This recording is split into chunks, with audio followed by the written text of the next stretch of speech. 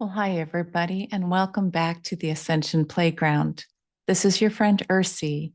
And as many of us are aware, the celestial heavens are just in a space of bringing us so much information, downloads, um, havoc within so much of what Mother Earth is going through. So, why not come and join me and do some fun astrology wheel, paint by number? Let's learn more about this incredible language of the stars. Astrologos, astro being star, and logos being speak. So, if you want to learn more about basic astrology, let's get our pencils, watercolor paper, and an open heart and mind ready to come and explore. Okay, come and join me. So, my joy in sharing about the astrology wheel really comes from my delight in teaching young ones about how to see themselves through the lens of energy and archetype. So, you can see I just took out some watercolor paper and I used a compass, and finding the center point of the wheel is truly a metaphor for letting yourself sit soul centered in the point of integration where all 12 zodiacal signs and houses meet here. Okay, so how do we begin? Let's see. The first house, here's the what we call the ascendant. And so the astrology wheel runs counterclockwise, especially when we're talking about the houses. So this would be considered the first house, second house, third, fourth, fifth, and sixth.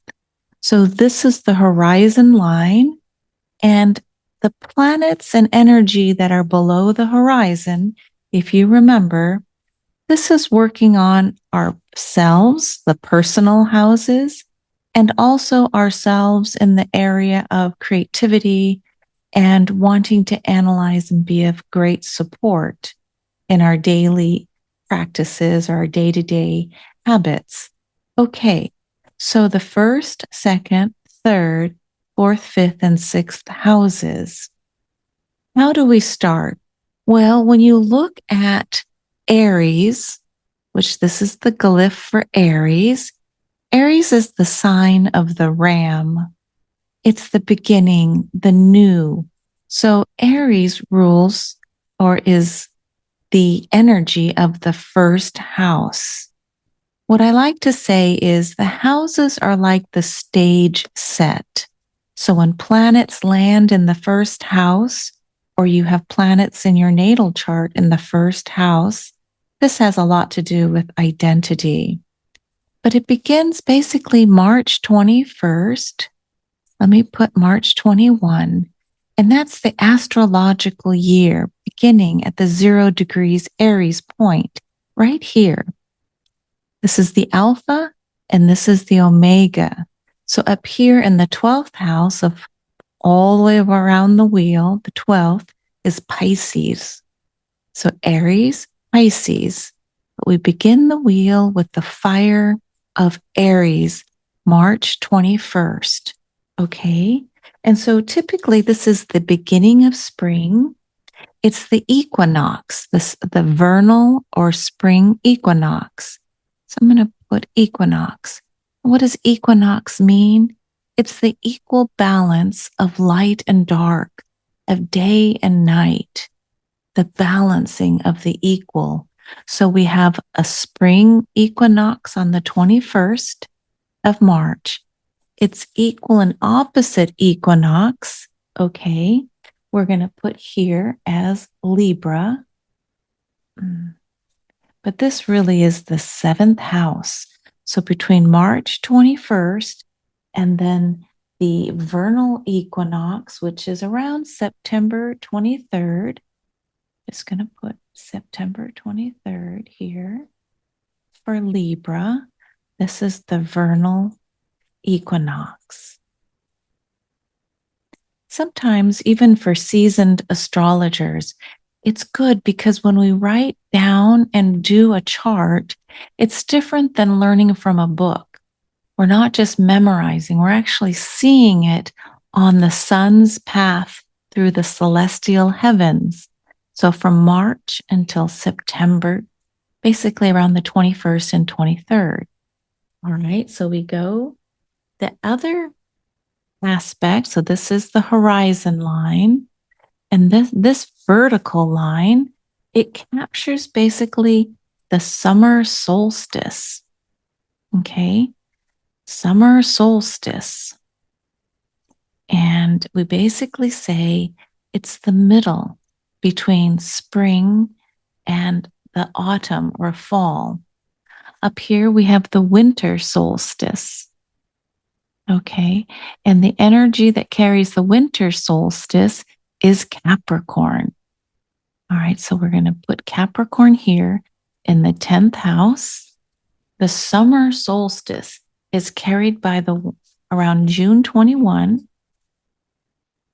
and that is the sign of Cancer. So this would be the 4th house. So the winter solstice begins. We're going this way around with Capricorn, and then here is Cancer. All right, might as well finish out my houses. First, second, third, fourth, fifth, sixth. There's the horizon line.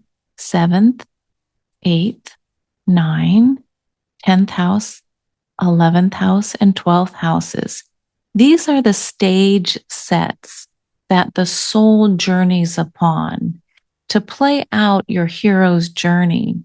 What did you set up for yourself? Will most of your activity be, let's say, in the house or the 6th house of Virgo?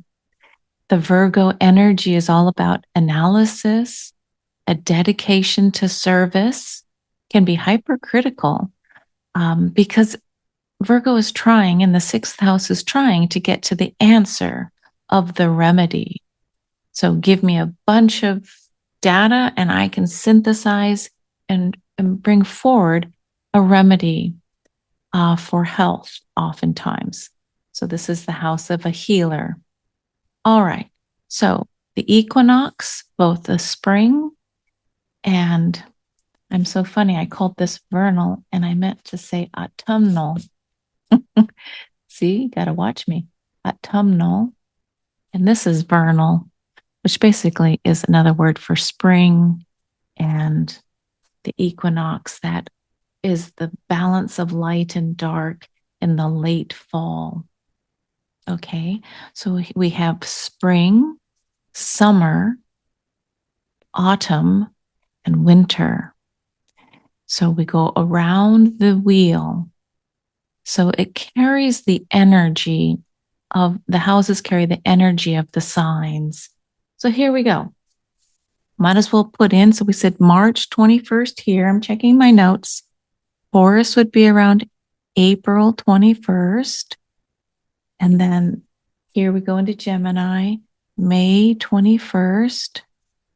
And then the summer solstice we said was June 21st. And then we come around August 23rd. So you see, it doesn't start like the 1st of March, the 1st of April, where we're using what's called a tropical zodiac. So we're working with the energy of spring, summer, fall, and winter. So if you're born April 21st through May 20th, you would be considered Taurus as a sun sign. If the sun was in this particular, the sun in Taurus. Okay. So we go August 23rd, and then this moves into, see, I think I forgot one. June 21st, July 22nd. Thank goodness we have erasers. July 22nd. And then this is August 23rd for the 6th house of Virgo. And then September 23rd on, we have the autumnal. And then October 23rd, here we go. And it goes forward to November 22nd. And then it moves into December 21. There we go. winter, the coldest day, winter. And then after the 21st, we go into January 21st. So January 21 starts the Aquarian 11th house, and then Pisces begins February 19th.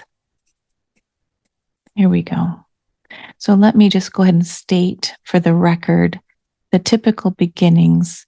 Aries begins, and the astrology wheel begins, or the astrology for the new year, March 21st for Aries. Taurus beginning usually around April 21st. Gemini, May 21st. Cancer, June 21st. Leo, July 22nd. So these are the very early beginnings of Leo.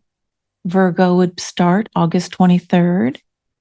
The autumnal equinox, the balance of, I'm going to put half light, half dark, half light, half dark. So when the equinoxes come, it's the balance. And then for Libra, again, it starts September 23rd, October 23rd for Scorpio.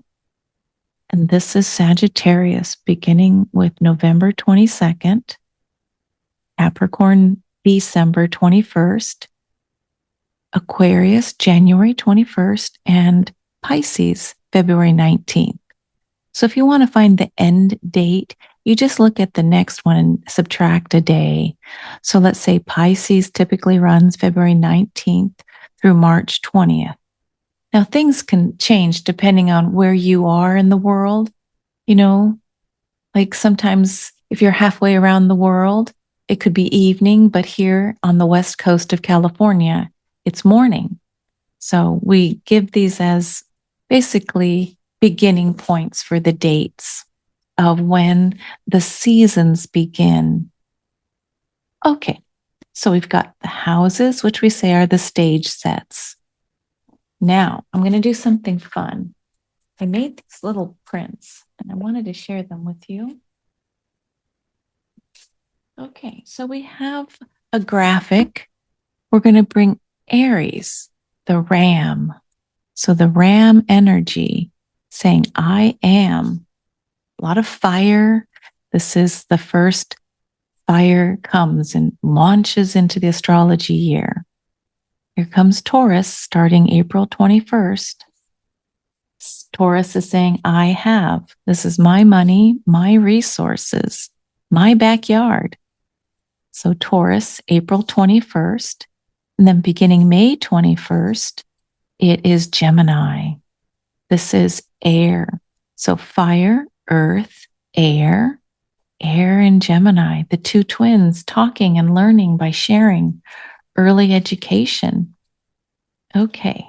Then following, starting off the summer solstice in Cancer, here's the crab, is June 21st, is the beginning of Cancer season. Okay, so we're looking at calendar year. And then starting July 22nd, we have Leo. All right, so it's fun to see if you can memorize just in your mind's eye when the beginnings happen for each of these astrological signs. Here comes Virgo, the goddess, August 23rd. So it's typically around the 21st, 22nd, or 23rd, typically, when a sign begins entry into the next zodiac sign. All right. If I can grab this. Here comes glyph for Libra. Libra and the autumn equinox starts September 23rd, and it'll go through October 22nd. How do I know this? Because I just subtract a date from October 23rd. Okay, so that's holding the energy for Libra. Move over here. Next, we have Scorpio. Scorpio season beginning October 23rd and running through November 21st. So they're all about, again, the 21st, 22nd, or 23rd. Here comes the next sign. The sun is passing through, And in case I forgot to mention, the word zodiac is rooted in this idea of a parade of animals. So we're seeing the celestial heavens and the constellations kind of being ascribed to mostly animals, not all. Can you figure out which one is not an animal? Well, we have Libra, the scales. In the old days, it was said that Virgo was carrying and holding the scales of justice. In fact, some say it wasn't even Virgo, it was Astraea, the goddess who stayed behind to help support humanity. Okay. And other times, the heavens have ascribed the two scales in Libra to the scorpion having bigger claws. Interesting, right? How time goes by. Here we come to Capricorn, the sea goat, not an ordinary goat, half fish. And it's interesting when you look at the mythology of the sea goat, Capricornus. It started in the ocean and then it evolved and came to land.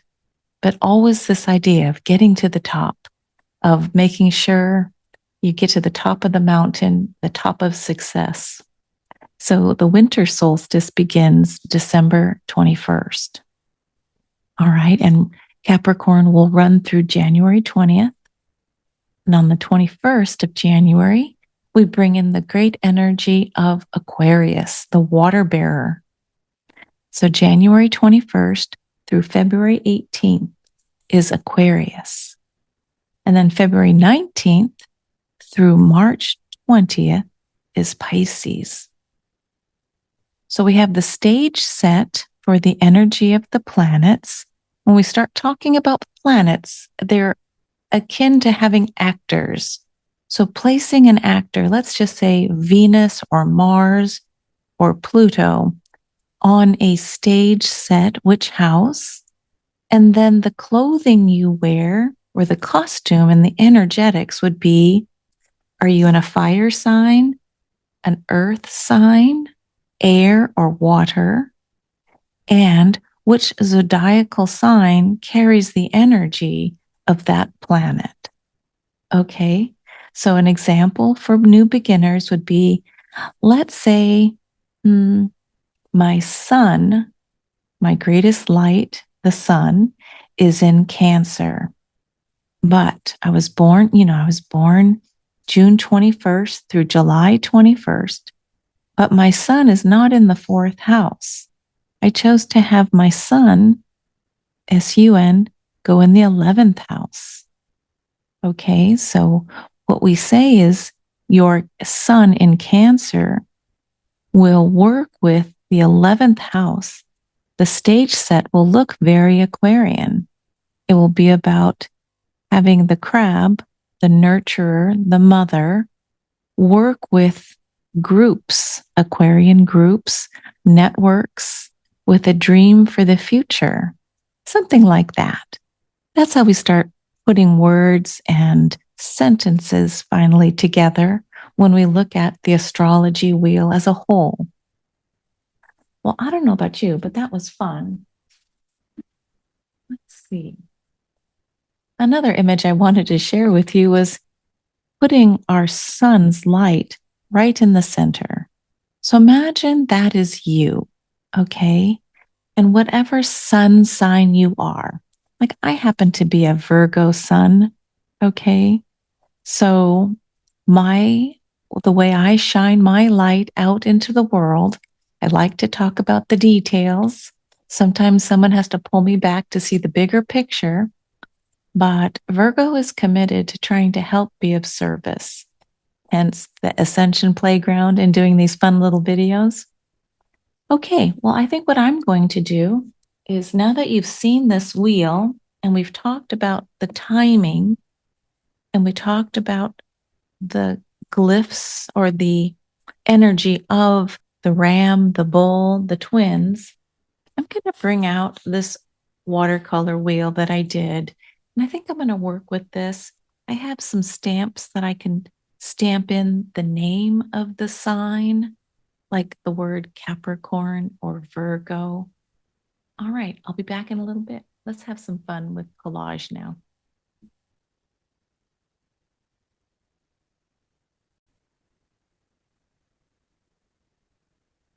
Hey, so I'm just putting my tools together. I'm contemplating whether or not I put a Virgo sun in the middle. So when you do your own chart, it's kind of fun to, we'll eventually be plotting in our specific planets. This is just getting our foundation together. So it's either this image in the center or this. And I'm kind of inclined to put that nice big happy sun. So I've been using what's called a palette knife. It just helps me pick up these little Japanese paper collages. I have some stamps that I stamp on to Japanese paper. And now I'm using what's called Mod Podge. This is just a basic glue. I like using it in matte. And what I'll do is I'll just pour a certain amount onto a paper plate. Here it comes, a big glove. Don't want too much. So I get a little bit of glue here. I have a little bit of water here in case, the glue starts sticking. And I use deli paper. This is just something that I can, get the back of the stamped piece of paper. So here's the front and here's the back. And I just use a small brush. I put it on the deli paper and I just brush out words. Here's my puppy. Okay, so here we go. Virgo, mutable earth, 6th house. Here she goes. Ta-da! Look how easy that is. And now, because my hands are a little gluey, I reach down here. I use this to pick up. Put it on the back side. Okay, so you can see. And I just put this forward like this. Okay, Leo, 5th house. Fixed fire. Yes, do you know Leos who are very specific and stubborn? I have 3 of my 4 children are Leo. So believe me, I've had some fun. Next, let's see, I'm going into Cancer. This is not in order, but it's good to test your memory. Do you know which signs are fixed, mutable? You can always go cardinal, fixed, mutable. This is cardinal water, Cancer. The 4th house. You can count 1, 2, 3, 4. Okay, so we've got those 3 tied down. Now this is when my hands get a little gluey. Okay, Gemini. Guess I must have put you on earlier. And Taurus is on already. So here I'm going to reach for the Ram, Aries. Remember the beginning, the equinox, the vernal spring equinox. I have to get my words together. Here we go. Aries, cardinal fire, 1st house. This is who I am. Next, I'm going to reach over to the opposite. This is I am. This is we are in Libra. This is the marriage house or intimate union, contractual intimate union. You could have you and a therapist balancing the energy and learning from one another. It doesn't have to always be marriage as we know it. All right, next is Scorpio. Hello, Scorpio. The only triphasic sign of the 12 can be a scorpion,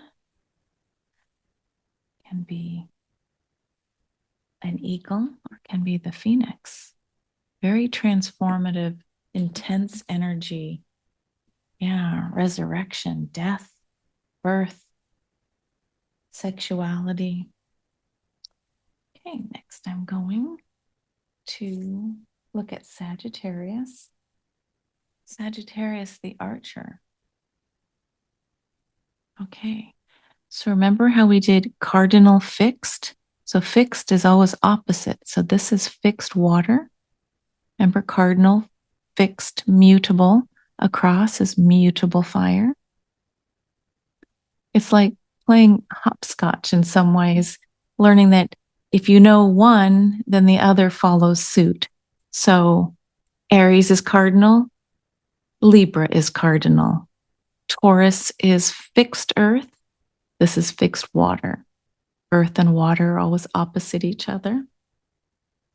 Next, I'm reaching for Capricorn, the sea goat. Do you know what kind of earth it is? Yeah, I can hear you. It's cardinal earth. Here we go.